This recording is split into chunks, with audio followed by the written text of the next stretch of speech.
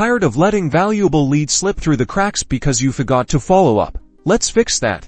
First, navigate to the Leads module in your Zoho CRM. This is where all your potential customers are stored, and where we'll set up our reminders. Next, open a lead record you want to set a reminder for. We'll use this lead as an example. Now, scroll down to the Activities section within the lead record.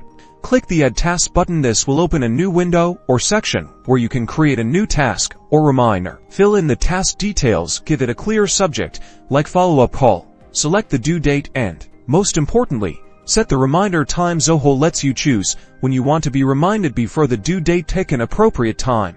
Use the reminder drop-down to specify exactly when you'd like to receive the notification. You can set it 2 minutes, hours, or even days before the task is due. Click the Save button. Zoho CRM will now automatically remind you about this task, ensuring timely follow-ups. You'll receive a notification within Zoho CRM when the reminder time arrives. This will help you stay on top of your leads and boost your conversion rates. It is as simple as that.